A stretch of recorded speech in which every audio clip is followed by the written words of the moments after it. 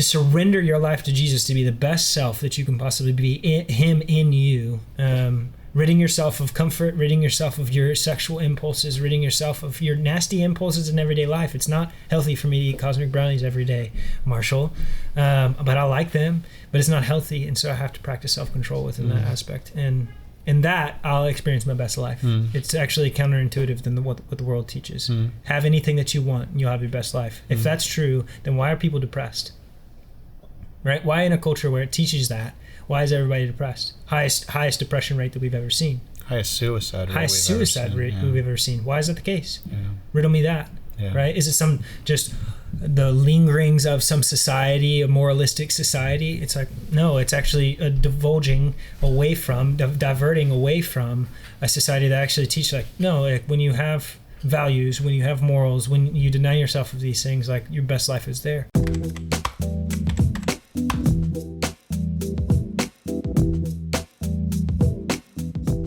Hey guys, welcome back to another episode of The Naked Gospel. It's our vision to see a revival of sexual dignity and integrity throughout the entire bride of Christ. To that end, we talk about issues around marriage, sexuality, sex trafficking, and everything in between. Today, I'm joined by Nicholas Liberto and Marshall Shank. They're both directors for Proven Ministries. Today, we're going to be talking about marriage, sex, and singleness, and all that entails. Really excited about this. Been looking forward to it for a while. Nick, Marshall, thanks for being on, guys. Thanks for having us. Yeah. I'm excited to be here. Nicholas, I don't often hear that. Nick, Nicholas, both works. You decide. Yeah. Right. Big on. Marshall. All works. I'm so glad I had you both on. Instant regret. No, I love you both, and you guys are both married. This summer it'll be 4 years for both of you. So we'll just start off by asking the question: how has marriage been? Marriage is awesome. Marshall wanted to copy me, so he got married just after me. But so we'll be at 4 years, and it's been a blast. It's definitely been a wild ride. There's things that I wish that I had known that I know now that I like to share with others. I'm excited to share with the listeners about that here. But yeah, I think my favorite piece of marriage is that it's basically hanging out with your best friend for life. One of my favorite jokes with my wife is the next 50 years, and I'll say that all the time because that's how long we have together. So whether it's a funny joke or something, I'm like, honey, 50 years. So it's just kind of fun to play around with your best friend and do anything, just regular life, but with a companion, with a partner in crime, and that's my favorite piece. Right on. Yeah, marriage is good. I think going into marriage, everybody always talks about how hard it is, and Jill's grandmother, she's a Texan grandmother, always said, oh, it's not that hard. And I mean, I'm 4 years in this summer, and it feels, it doesn't feel like 4 years at all. It feels like, if you told me that it was a year, I would be convinced by that. So, I mean, obviously Jill's awesome, and doing life with her is great, and having somebody there in the hard times that knows you intimately is can be a daunting thing, but it's also a freeing thing. It's a freeing moment. So yeah, marriage is going great. It's awesome, guys. Nick, you alluded to this. Some things you'd wish you'd known going into marriage. Can both of you guys play that out a little bit? Yeah, it's a long conversation. It's not something that should be had like, oh, here are the things, but some of the things that do come into my head that I wish that I had known are things like when you are single and or dating, you think that marriage is going to be this sex-filled, orgasmic bliss of a life. And that's just not reality. And if I think back to myself earlier, before I was married, testosterone raging, what could I have told myself that I would have believed that? What words could I have used that I would have been like, oh, you're right, future self? And to be honest, I haven't found the best words to communicate to someone single or individuals dating that that's not the case. But I think the most that I have learned how to say is I want to implore you to trust my authenticity and my truth that I have discovered. Don't don't feel like you have to test it for yourself. There's two kinds of people, those that have to figure it out the hard way or those that can learn from others that have gone before them. And so maybe we'll go back and forth, but the one I wanted to hit on, I think first that immediately pops into my head is that marriage is not this sex-filled orgasmic bliss of a life. While those pieces are within it and it's beautiful and it's fun, I would say that's a small percentage compared to the greater percentage. And so that reframes the way that you date, that reframes the way that you act when you're single, because that other 80% that is what is within marriage is something you want to know about, be prepared for, be equipped with when you're going into it. That way you're not going into it thinking it's all of this sex-filled orgasmic bliss and that's going to be 80% of marriage, and then I'll work on the 20%. Yeah. And then when you get in there, you realize it's maybe more like a 10% or a 15%. So what do I do with the other 80%? Well, what is that other 80%? I think that is valuable to sit in, because that is what will define the next 50 years. Yeah. Thanks, Nick.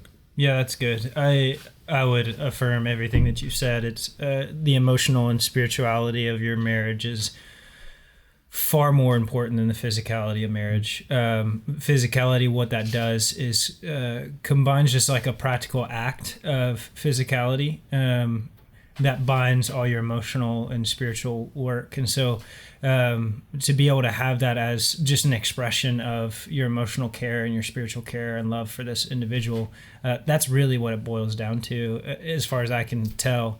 And so what's interesting is, like, if you don't do the emotional work, like you're saying, if you don't do the spiritual work to be able to unite in those ways, then your sex is not going to be at its best. So for me, I think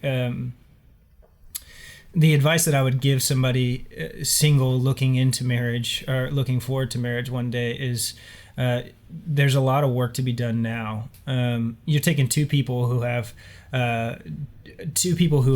their own bents, their own problems, their own issues, their own things that are working together, and you're trying to make those things fit. And so if you don't know how to do basic conflict resolution, if you don't know how to communicate through your struggles, if you don't know what you need in the midst of hard conversations and frustrating moments, right, then you're not going to be able to enter into that space well. And so just having a basic concept of how you operate within conflict while not running away from it in singleness with your friends and with others is super valuable, because you're doing life with people, and life isn't always easy.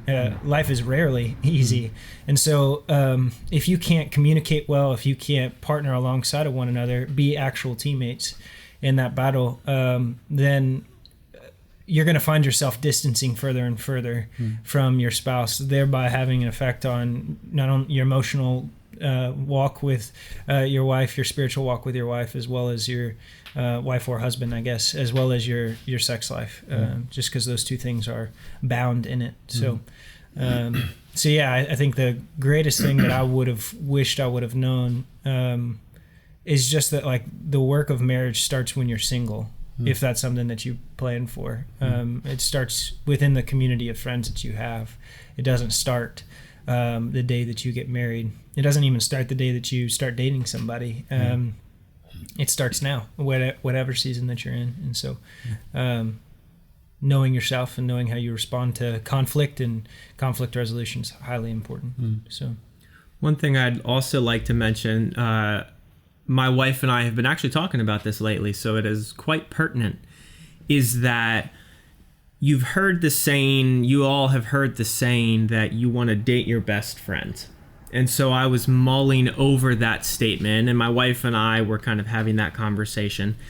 And I think I started to process my singleness. I started to process my life prior to being married. And there's something that I wish that I would have done that I think I want to advise listeners that might be single or might be dating to do. And it's almost like a test, right? Like, we're talking about things that are like a little bit high and you have to process them, but this is like a real practical, something that you could implement and you could just practice right now.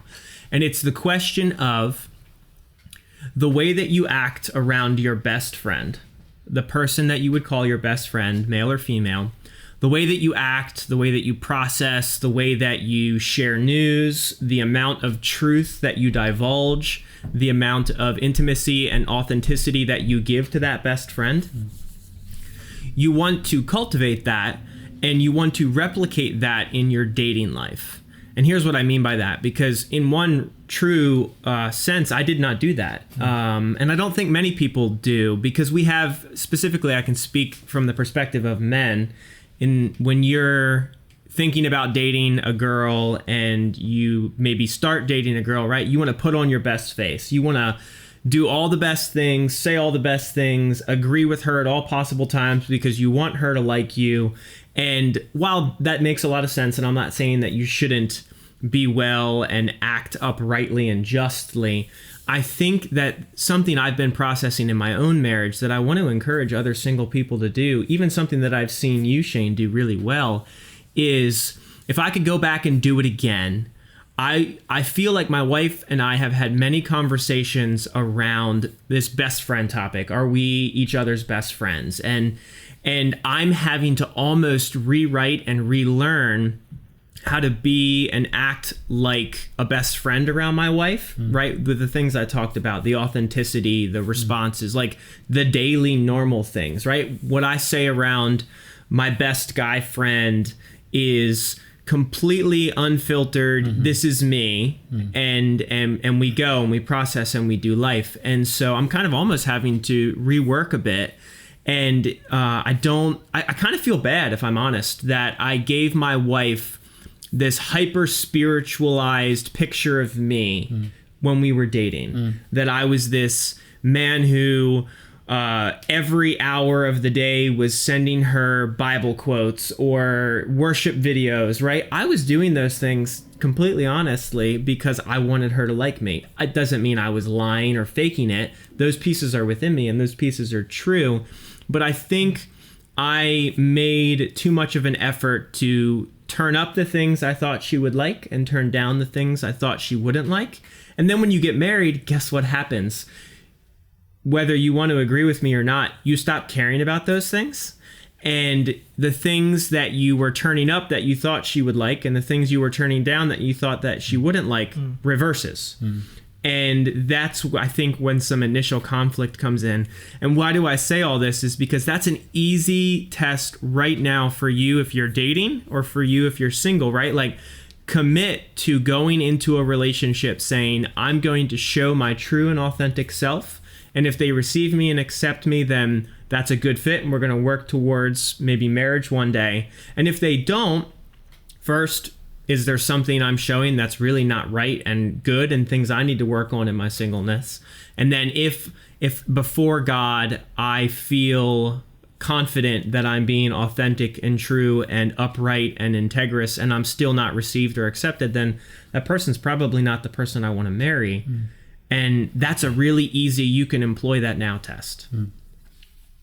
I dig it. Thank you, guys. I had heard a quote from Keller recently. He said to be known but not loved is everyone's worst nightmare. To be loved but not known is superficial. But to be known and loved is godlike. It's truly Christ-like. It's the way that God loves us. He both knows us better than we know ourselves, so like the deep caverns of our soul, and he still loves us.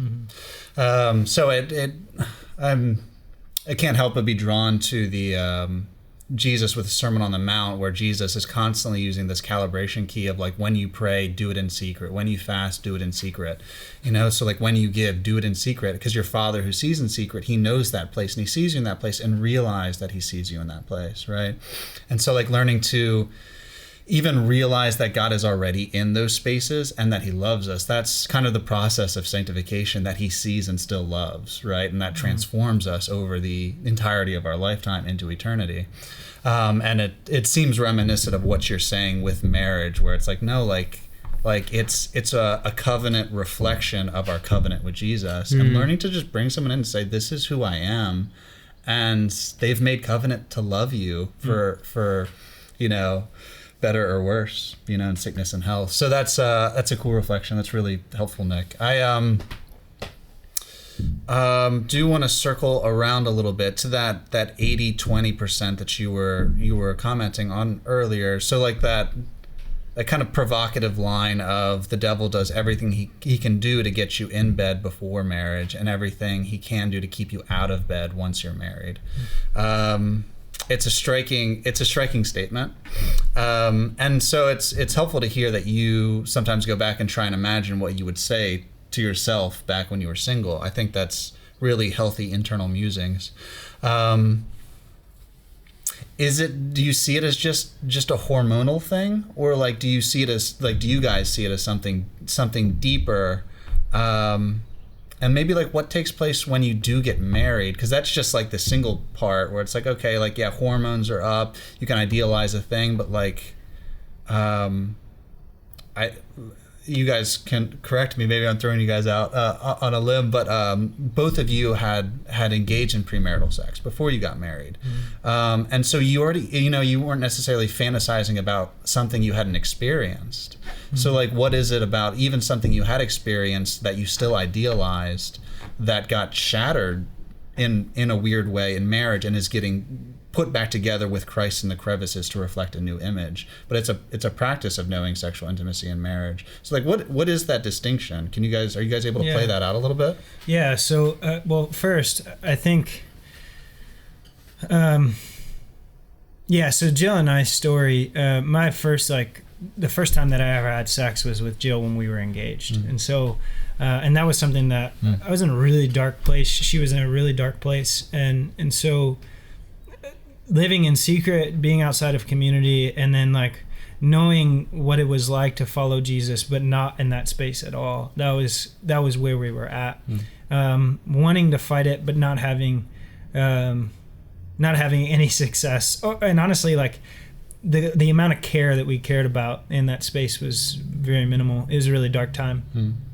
And so, so for us, like in our experience, I remember a buddy of mine asked me, like, how was your wedding day fun? Maybe it was you. I think it was me. It was you. Yeah, it was like you. A year ago on Valentine's Day, you asked me that. And honestly, I kind of thought it was a setup. But what I told you then is, honestly, my wedding was a ton of fun. But our wedding night, like, the only thought that I had through my head was, like, how do I make this special? And dealing with, like, regret and guilt on your wedding night is not advised. I wouldn't advise it at all,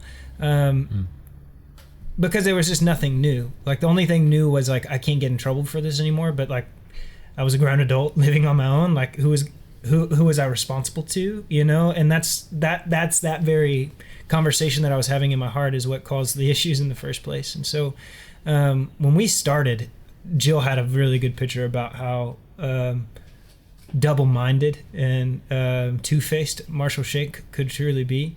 And so for me, in our relationship, I think the biggest thing in which you're speaking to of like what is happening that causes this, cliche of a saying. Honestly, like being riddled in pornography, the reality is like there's something there that you're not supposed to do that you want to do, similar to watching pornography. I know I'm not supposed to watch pornography, but I get to do that. And when you get married, what's the scientific term? I'm hoping you will help me out. Neuroplasticity? No, that's a good scientific term though. The novelty. There we go. I don't know if that's scientific, but the novelty of that rebellious act is then stripped from you, because now it's just you're allowed to do it. And so, and then you have, for me, I had years, 12 years of being able to just scroll to see whatever I wanted whenever I wanted in fantasy. Yeah. And so now my wife is not living in my fantasy world, where it's just lust driven. It's now take that relationship, and now I remember waking up that morning and going like, I need to feed this woman, like she's relying on me to like have breakfast, and it's like day one, and praise God for money at your wedding. Nobody wants gifts. No guy wants gifts. Just give us cash. Pro tip.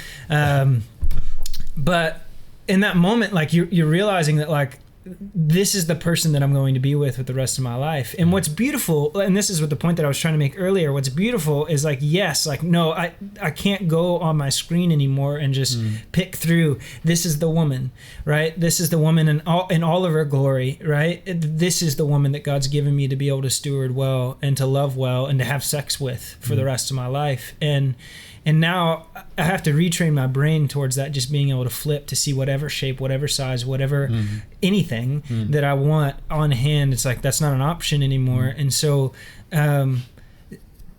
what's crazy is like initially, truthfully, like you have this moment of like, man, you know, you lose that bent, that drive, that rebellious spirit in you, and what replaces it is something far greater than I could have ever imagined, where now it's like at 4 years, adultery isn't even an option, right? Because what you're talking about of like, you have this person who knows every single part of you, every single ounce of you. They see every nasty quarrel. They see every nasty bent. They see all your anger. They see all the things that you try to hide in secret. They know it, and they still love you. They still want you to hold their hand, right? They still want you to sit down on the couch beside them and be close to them. They, you know, and that alone, like, you can send any girl my way, but they don't know me. You know, they don't know Marshall Shank. And if they knew me,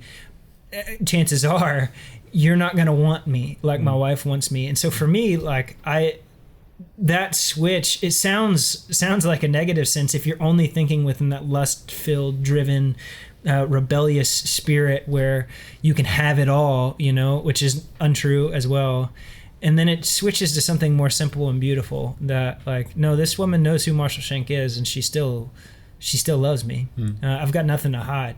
And she still wants to do life with me. She knew what Marshall Shank was like when we were engaged. She knew how two-faced I can be and double-minded I can be. And I know that for her, like I know all her bents, and that draws us together in a special way. And so I think when you live in a hypersexualized culture that tells you that sex is all that matters, it's all that matters. And finding your freedom is actually rooted in your sexuality and being able to experience your sex life in its fullest and not with no restraints, as long as there's consent.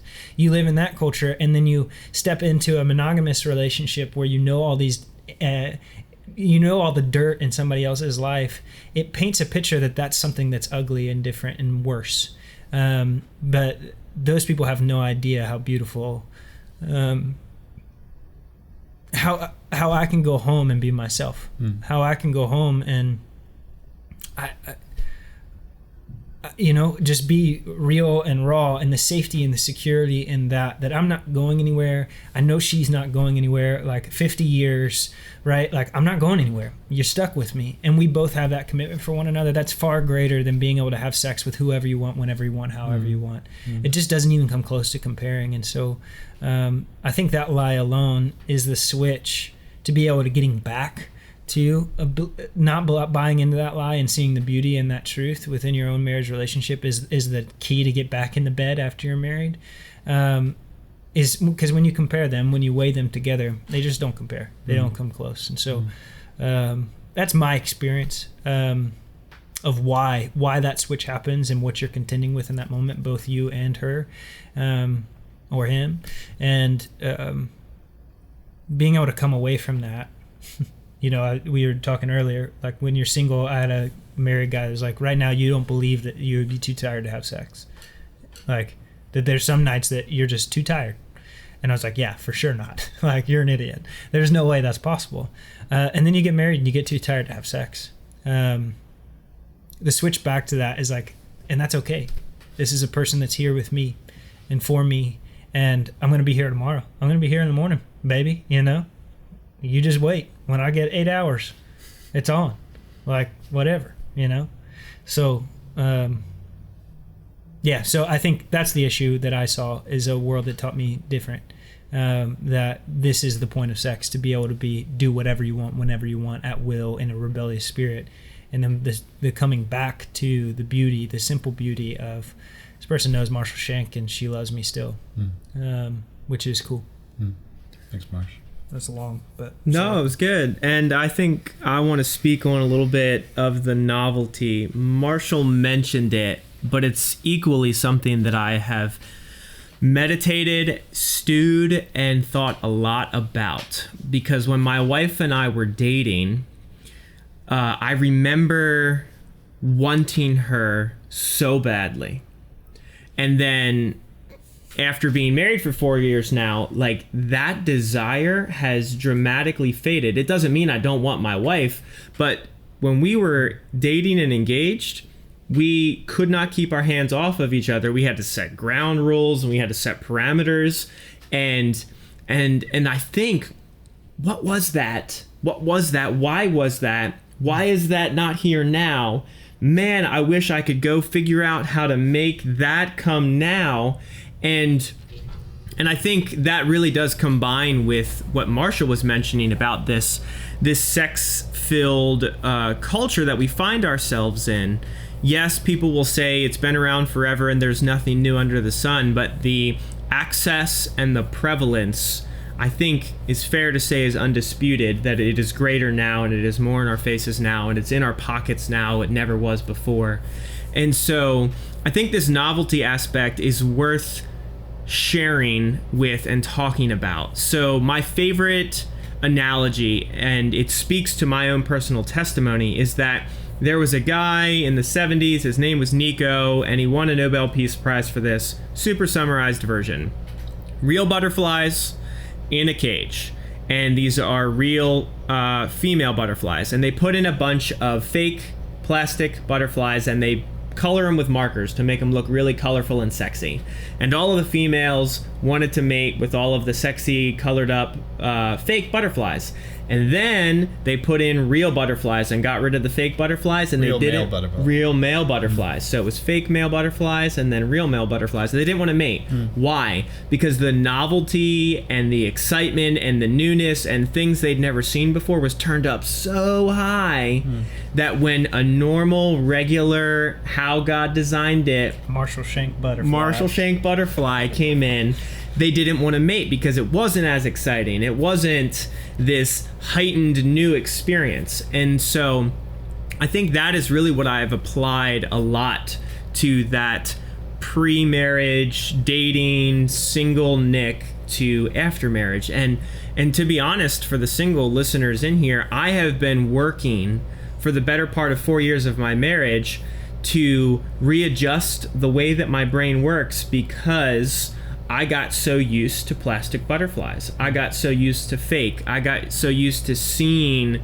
the way the world tells me a woman should look. Even if you've never consumed pornography, you are in danger of that because of the way that we dramatize the female figure in every aspect, right? One of Marshall's favorite things to say is you can't even walk in the mall without seeing a woman in lingerie, barely any clothes on. And 9 times out of 10, your wife does not look like that woman, right? And so enter in pornography and everything just falls apart. And so one thing my wife and I have been working on for those that are married is that sex goes from, oh my gosh, we can't keep our hands off of each other, to, I'm a little tired, I think I just want to go to bed right now. And we can't comprehend that. Our brains can't figure that out. And we think back to it, why isn't it like it is now? And to be frank, I've heard this said and I didn't believe it. So if I went back to my earlier self, I don't know if I would believe it now. But again, I implore you guys to believe me. Sex does become, in a way, work. Right? It is a form of stewardship. It is something that you have to work at. You'll hear people much older in life who've been married much longer than me say you have to schedule sex. And then you might hear someone say, well, that takes the excitement out of it. And you really just have to, just like I have to focus on doing spiritual work every day, right? My relationship with God is not nourished if I'm like, God, we're good, right? Like, I don't ever have to talk to you again. I don't ever have to commune with you and do intimate relationship with you. We did it once, we're great. And that's not true, and it's equally that way in sex. So I think for people that are going to get married or thinking about marriage, just put that little nugget in your brain, store it somewhere. It will come back up and it will be important one time. You can plan sex in a fun, exciting way. You can spend a season of, all right, honey, we're going to take 6 months and we're going to figure out how to have so much fun, crazy, awesome sex. And we're going to make this a piece of our life, just like we make finances a piece of our life, just like we make taking out the trash a piece of our life. And so I think people that are single and people that are dating have no concept of there will come a day when you're more tired and you'd rather sleep than have sex. There will come a day when you have to put it on the calendar or it won't happen because there are 3 kids in the mix. And if you attack it and you say, we're going to invest in this, it doesn't mean you're going to have boring sex for the rest of your life. The next 50 years, that's what you have to look forward to. It means, just like every other aspect of your life, you have to invest the time and the care to making it awesome. I didn't become awesome at my job. I had to invest the time and the care of self-growing to be good at what I do. And it goes the same way in sex. So if you're having boring, sad, barely ever sex right now, that's a whole nother piece that I would just love to sit and talk with somebody about. Not because I'm the expert, because of all the things I've learned, the most valuable thing I've learned in marriage now is we have to, together as one, work towards having awesome sex for the next 50 years. And that doesn't have to be dry or boring. That can be a fun thing. And so that's one thing, that whole Satan does everything he can to get you in bed before marriage and everything he can to keep you out of bed after marriage. Yeah, and if I could add to that, Please. When I got, we were in premarital counseling prior to us being married, and I got 2 pieces of advice when it came to sex. We had like one session, and these 2 pieces of advice came out heavy. One session on sex specifically, and one of them was never say no. If you're in a healthy marriage where you both love each other and you care about each other deeply, never say no should apply to your marriage. I understand there's multiple contexts that are outside of my own, but if it lasts, right, the lady who was is the married couple, the lady who shared it, she was like, honestly, like, it's 15 minutes and it never sucks. And so like, you may be too tired, it's 15 minutes long. Just invest 15 minutes and it always feels good. And that led her to the second point, which is like, on a scale to 1 to 10, sex is always going to be over 10, right? It's never going to be boring. It never sucks. And so you're dealing with a scale from like 11 to 20, you know, and sometimes it's an 11, you know, sometimes it can be a boring sex, you know, it can just be standard. This is what we're doing today. We got the job done. Let's move on. And then if you practice at it and if you commit to it, like, there's just some days that it's just not there, but it never sucks. It's always good. It's always sex. It's always an orgasm. And so thumbs up, you know, like, time well spent. You had a good time. And so learning that like, you know, on the scale to 11 to 20, sometimes it's a 13, sometimes it's a 20, sometimes it's absolutely amazing, and you can't plan that. You don't know what that is. You don't know how that's working, and if you're not consistent in it, like you were saying, then you'll have a lot less opportunity to feel at least an 11. And so I think it's interesting. The 2 things that my wife and I have conflict over most is finances, just decision making, lack of preparation, and then the second is always initiation and sex. Like, if we're gonna have a hard conversation, it's 99% of the time on those 2 things. And so if you want to have sex, initiate. And if you both have that rule that like, it's 15 minutes and it always feels good, then like, it's going to work out, you know, like, when you want to have sex, have sex. And that's not something I'm perfect at. That's something that we're still having conversations about. Having open conversations about what you want, when you want it, how you want it, the best way, you know, things that you don't like, you know, like, hey, don't do that, you know, and being able to communicate. And then you've got 20 years of that, like, really good experience that allows sex to only flourish from there. And so, yeah, that would be my additive point, is like, dude, if you're too tired, and this is something I have to teach myself running constantly, is like, if you're too tired, get over it.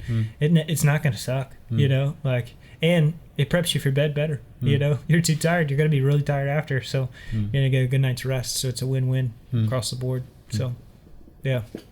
That's helpful. There's even the language itself lends itself to Nick used the language of work, and so anything associated with work is kind of then it's not leisurely, and therefore it's not fun because you work so that you can rest. You know, that's at least a lot of our mentality. But even the idea of like procreation, there isn't anything that is more of divine in that sense of being able to create life. You know, and so like creating is obviously work, but then being able to co-labor with God in that endeavor.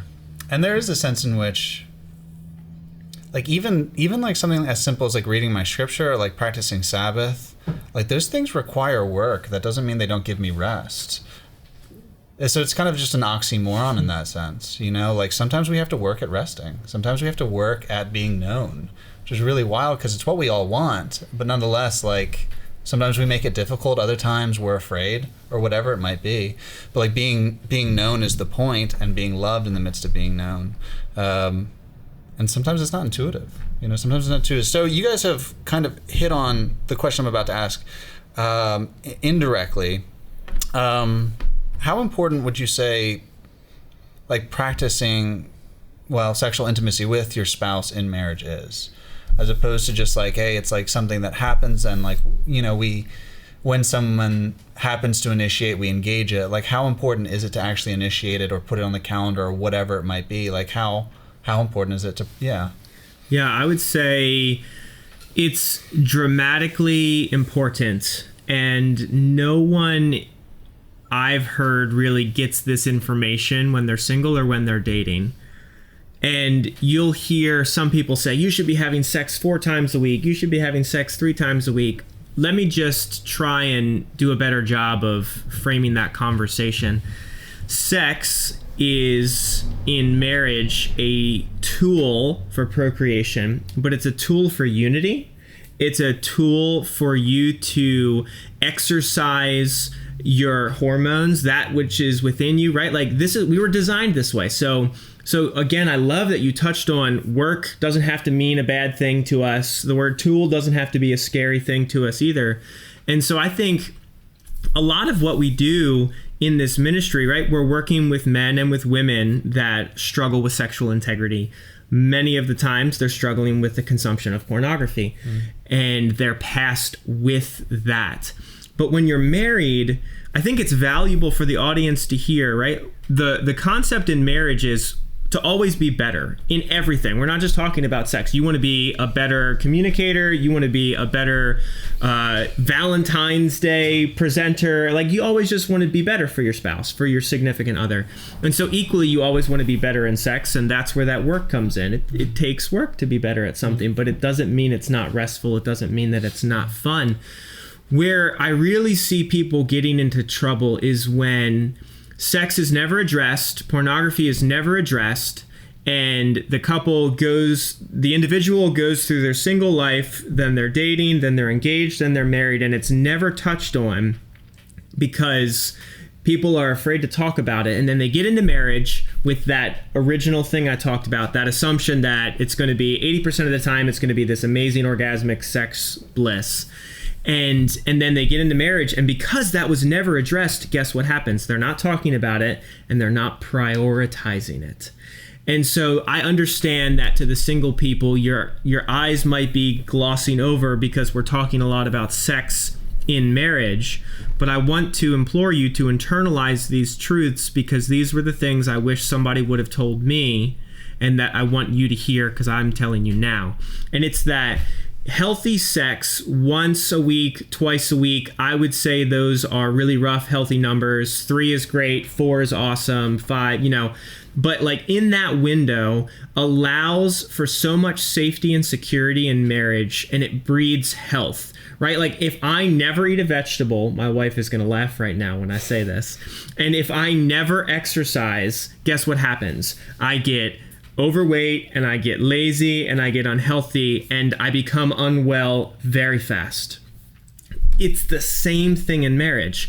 If you do not prioritize sex, things can creep in. It gives room for the enemy to come in. If I'm not getting sex, and I'm not like excusing anyone, but what I'm saying is that if you're married and you're having sex once a week, guess what? When I walk through Victoria's Secret, that image that I'm walking past becomes a lot less attractive because I just got to have that with my wife. And so I see that, not that. And so I engage with and we speak with men who are in marriages, and these issues are complicated. There's no, here's your fix and you're going to be better conversation in this. But if they haven't had sex for a year, if they haven't had sex for 2 years and they're married and they're doing everything in their power to not consume pornography, but they're also not having sex, in a way, that's a lose-lose. It's a really hard situation to be in. And so think of sex as fun and as awesome, but as also a great, healthy thing you want to do often because it prevents so much bad from coming in.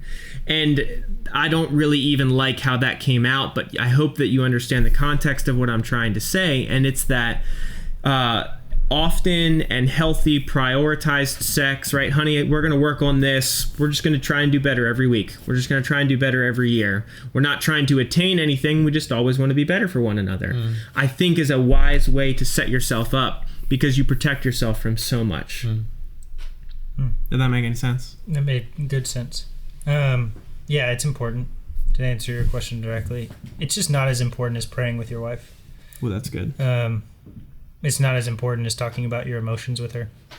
I don't mean to be crass. It may come across as crass. No, it's with the highest sincerity. But sex is a really overt picture of the Trinity.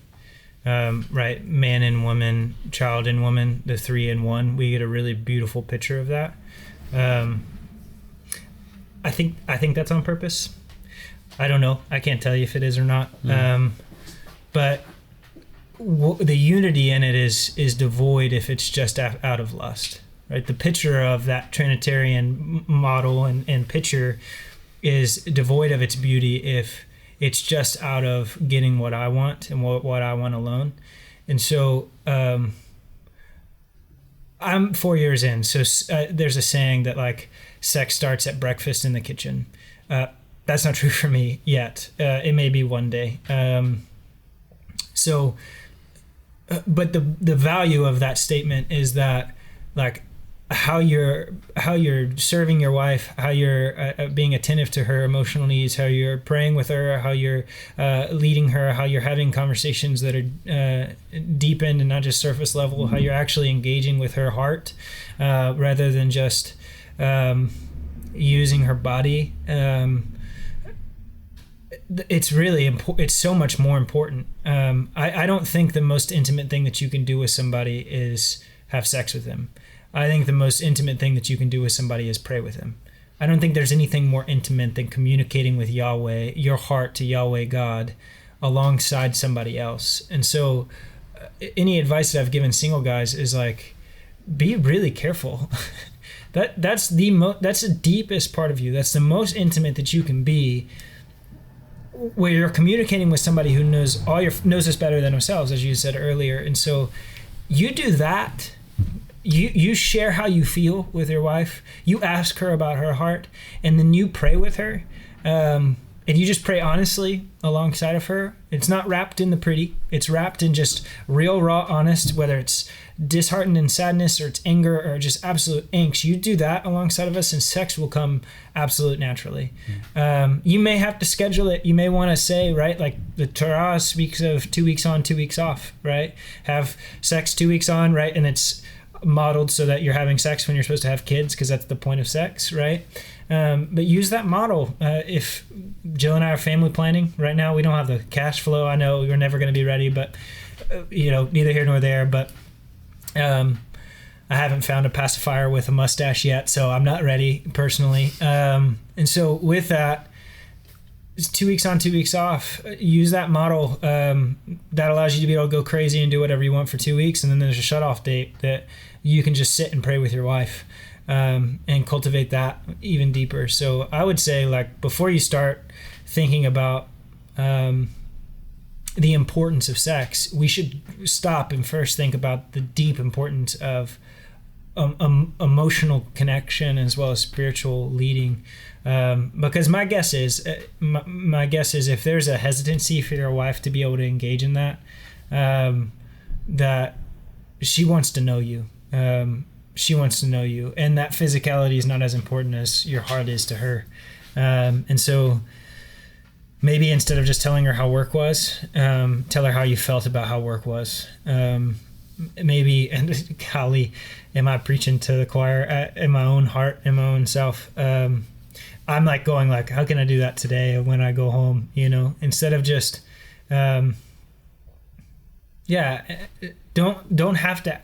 let her have the opportunity to ask, how are you? Be absolutely present in that moment. And, I was going to say, put it in the comment section whether or not you had sex tonight. Don't do that. That's a dumb joke. Please don't do that. We don't necessarily need to know. We don't need to know. we don't need to know. But that's what I would say. It's important. It's just not as important as your spiritual health and your emotional health within your marriage. It is a byproduct of those things. And as far as I can tell, 4 years in, that's the case for Jill and I at the current moment. One thing I'd like to mention too, because it just sparked in my brain, is you brought up the concept of work and how sex is work, but that doesn't mean that it's bad. It's something we have to work towards. It's something we have to steward and be wise about.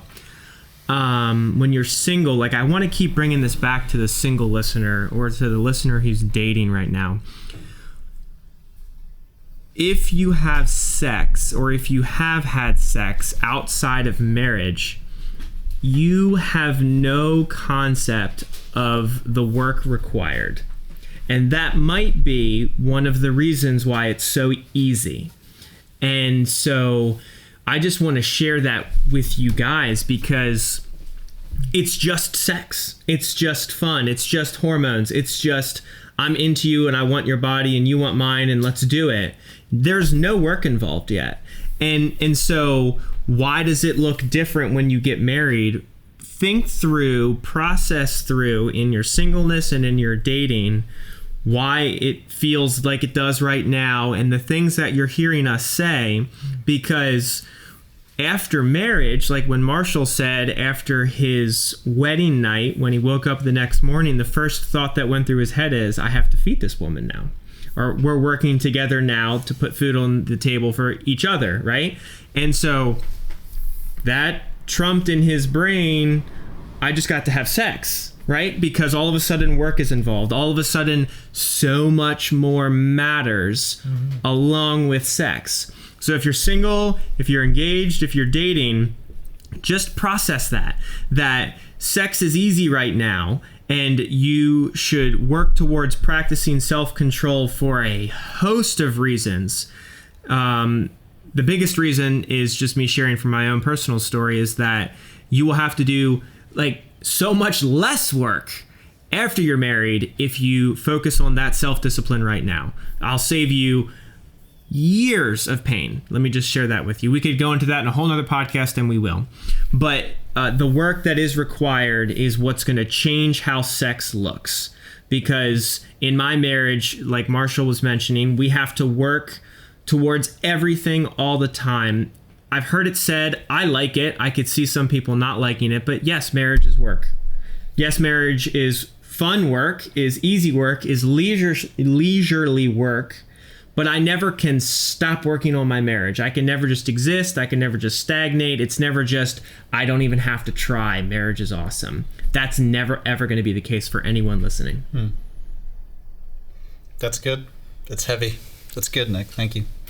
There was a London School of Hygiene, London Institute of Hygiene, one of those two. It was what a weird institute. Yeah. Well, it was a few years ago. They did a study on... there was like, the sample size was huge. It was like several thousand, and it was like a massive decrease in sexual activity amongst married folk today than it was. I don't even remember. It was either 20 years ago, something like that. Just a steady decrease from kind of baby boom era to like today, and it just seems to continue to diminish, which is interesting in the midst of like kind of hookup culture, because it seems like everyone's just having promiscuous sex. And I think that's true, but more and more people are also watching porn. So you see those two kind of complementing each other in well, an uncomplimentary way, which is interesting. So like the porn industry is trying to get you to have less sex and consume more of their content, but it does in its own way then kind of migrate into hookup culture, and they do feed off of one another.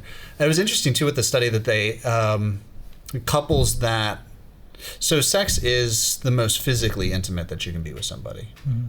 And I think, Marsh, you probably put it in a helpful way that like even prayer is the most physically intimate way that you can be with another person.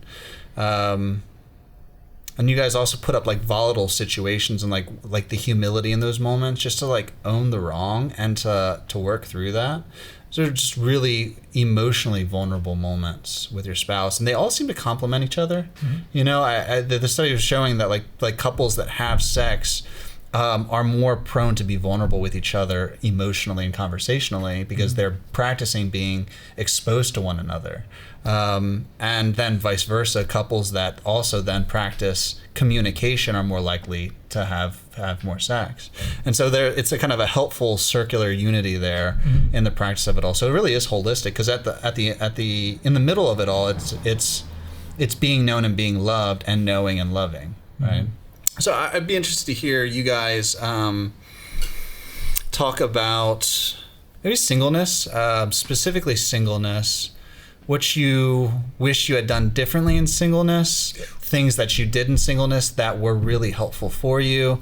There's a huge kind of hyper focus on sexual identity these days, and we are sexual creatures. That is a part of our human identity. It's not the only aspect of our human identity, but even like I saw this term the other day of non-intimate sex, you know, and I was just like, that makes no sense to me, but that's how hookup culture engages sex. So even like eros as love that is sexualized, or sexual love, other ways of kind of pursuing even like aspects of love when you were single that helped, or that you see other people practice singleness that you think are beautiful ways of kind of subsidizing that identity or giving it fresh expression that isn't just exploitative. You can start. Yeehaw. All right, so what I believe I heard was, what would I have done differently when I was single, or what did I do well when I was single? Or what have you seen? Or what have I seen done kind of well? all of that. That's good. As it pertains to one's sexual identity, but also just identity as a single. Yeah. If I could go back to my single self, I love taking it back there, is what I would have told myself, what I would have implored myself, what I would have beat myself over the head with a 2x4, was that everything that I'm feeling, and this lust and this ease of access and this hookup culture, is all a horrible, horrible lie that is going to stain and mark my soul for years, that I'm going to have to spend countless hours working to redo and undo. There's no better way to put it than that. You could break it down, but that is the way. I am still working through and trying to allow those spaces to heal in awesome, healthy marriage. And I really wish they didn't live there now in awesome, healthy marriage.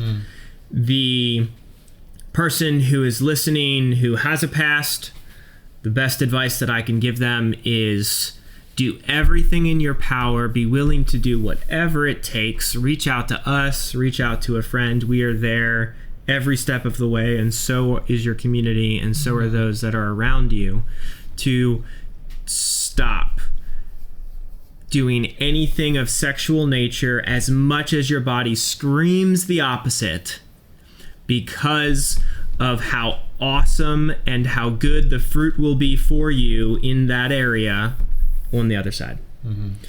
And things that I've seen done really well is, I might put you on the spot a little bit, but I've seen you pursue singleness better than any other person I've ever engaged with in 32 years.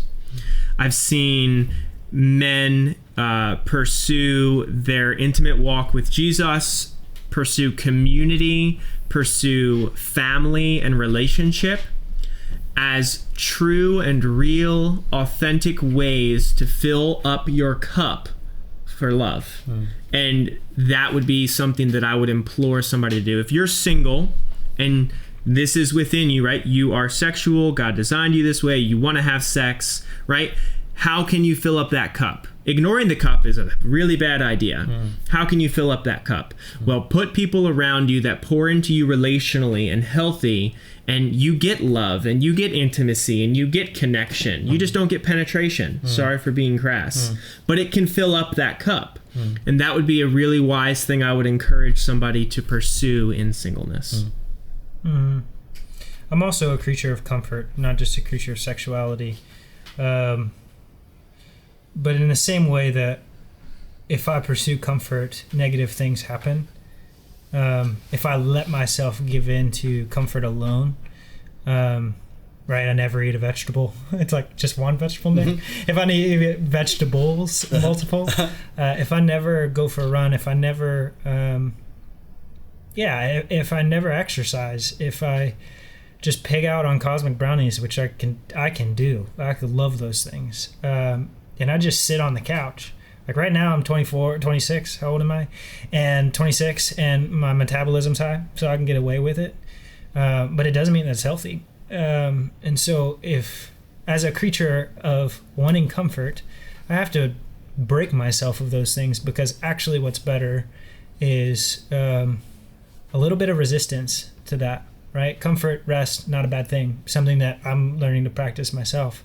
But if we're not creatures that, if we don't do the good thing in the midst of something that is in our nature, if we don't train it to do the good thing, right? Just virtue alone, right? I go for a run because it's a good thing for me. If we don't train that up, then we turn into lesser versions of ourselves. We actually don't reach the potential within our own nature, right? That, like, I actually don't rest well when I don't put my body to the test, when I don't work hard. I rest better when I work harder in the space that I'm supposed to be designed to work. And so same thing with our sexuality. We're creatures of sexuality, sure, right? Absolutely. But if I don't do the right thing, the good thing, the best thing for myself, then I actually don't see the heightened view and the heightened expression of my sexuality, which is in a marriage context. Hate me for it, don't care, right? That is the highest form within the security of being known and being loved in a marriage covenant where I don't have to worry about them leaving ever. That is the highest form of a sexual relationship. And if I don't do the right thing, right, then I'll miss out. I'll miss out on how good sex can actually be. That's my story. That's Nick's story. If I could... I find it ironic that Marshall Shank works at this ministry. I know that this video and this testimony is going to come across somebody's desk who I've severely harmed in my past, who I still have emotional struggle with even today. Still marks, the scar's still there, healed but still present. And I know that's the case. And it's not something that, if I would have just had the self-control, if I would have been the man of integrity that I wanted to be, if I would have just done the right thing for the right thing's sake and hope for self-control later, right? Then we would be, my marriage would look different. I know others' marriages would look different. And there's a piece of that that's never going to leave. There's a piece of that regret and that responsibility that I'm going to hold on to. And then the second point is marriage is not the end all be all. It's good. It's a good word. It's good. It's just not. Like the highest form of community is the community of brothers and sisters in Christ. That's something that I'm having to unlearn and relearn. That your relationship with your brothers in Christ and your sisters in Christ and understanding them in that concept is actually the highest form of community that you as a human being can experience. And we know that by Paul saying, like, if you can't control yourself, get married, right? If you can control yourself, don't get married. Because it's better to be undivided from your purpose here on this earth. And so marriage is beautiful. It's great. It's just not the end all be all. That, like, single people are not lesser Christians.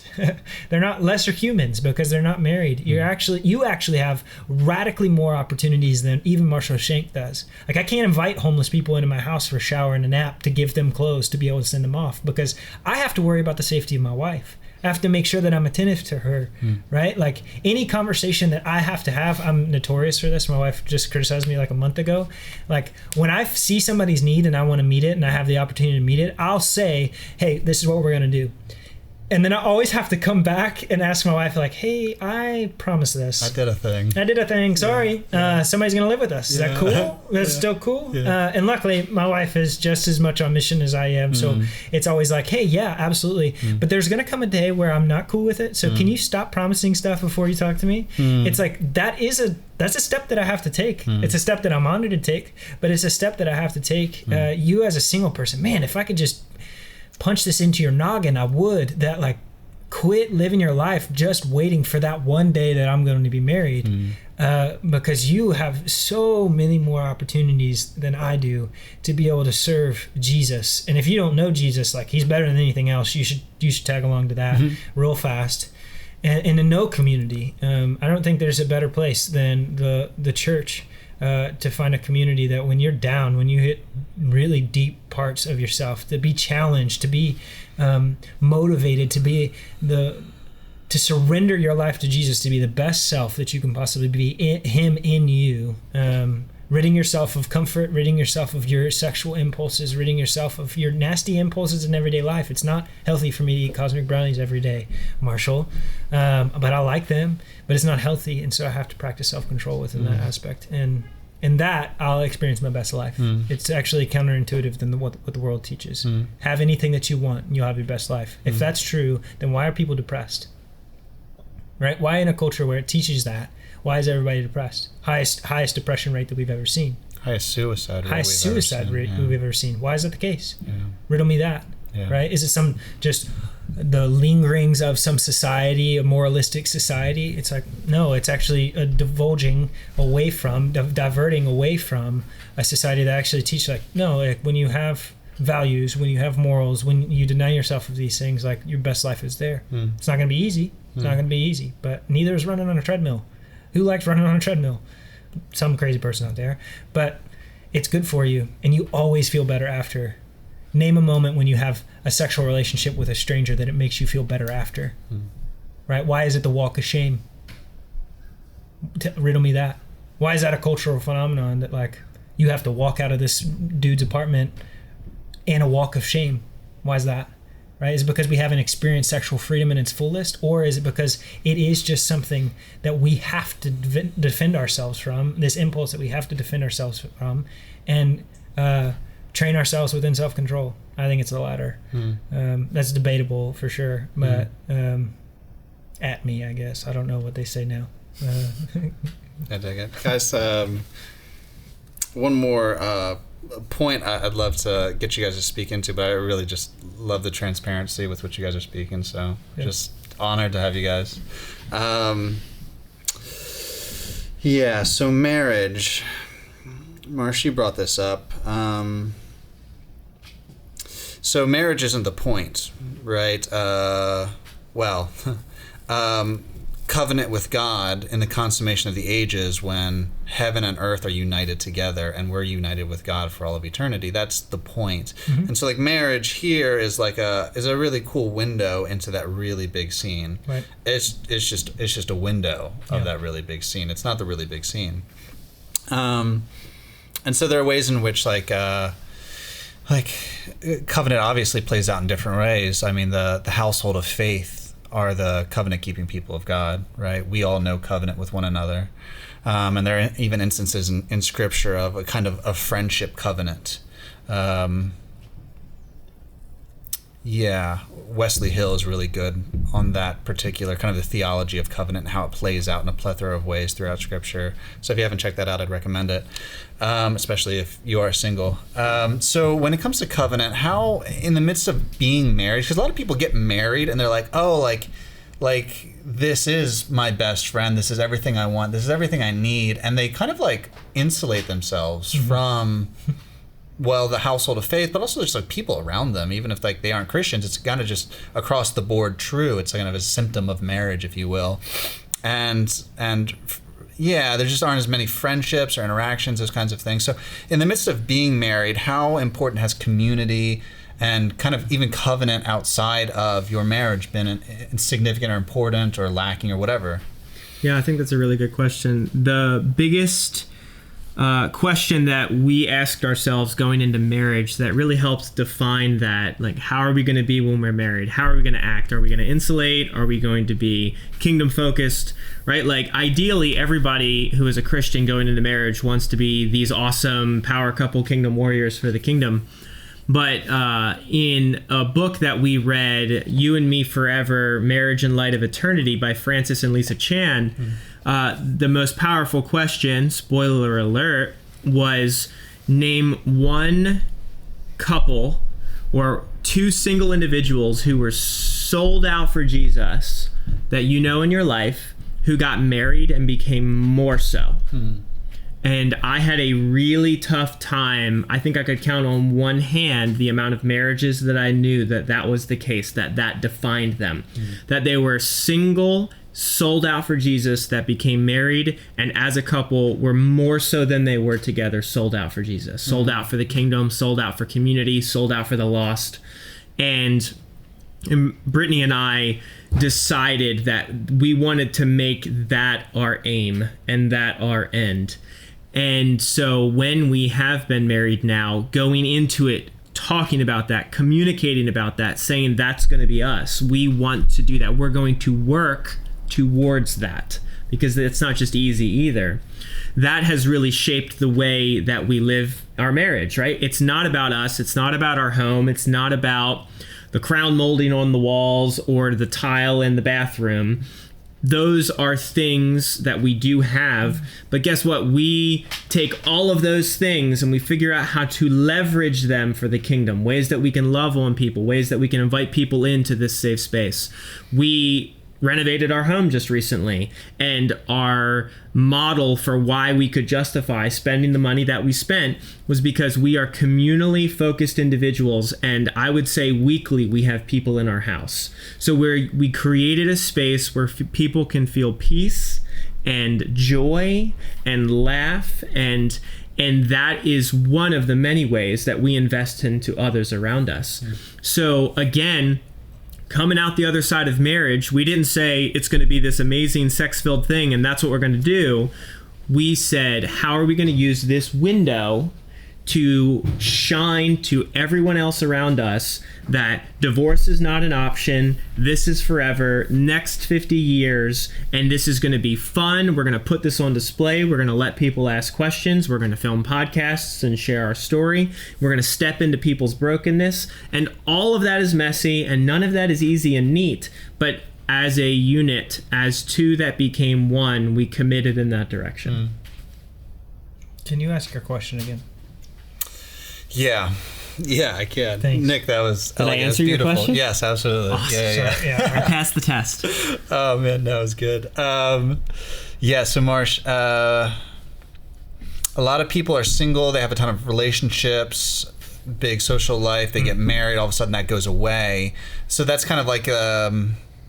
kind of just the simple bones of it, but there's actually meat on it for Christians, because they don't actually believe that marriage is the point. They believe the kingdom is the point. So still practicing the kingdom even in marriage, and knowing the covenant keeping people of God, knowing outreach, knowing mission, knowing love and affection, not just internally but also externally. Yeah. I think the reason I said earlier that marriage isn't the highest form of relationship is because my marriage is still subjected to the community that we are a part of. My own personal walk is guided by individual men who are mentoring and walking alongside of me and speaking into my life. Same with my wife. Not only do we have that relationship at home, when we see the ugly parts of each other, there's ways that I can't speak to my wife that other people can.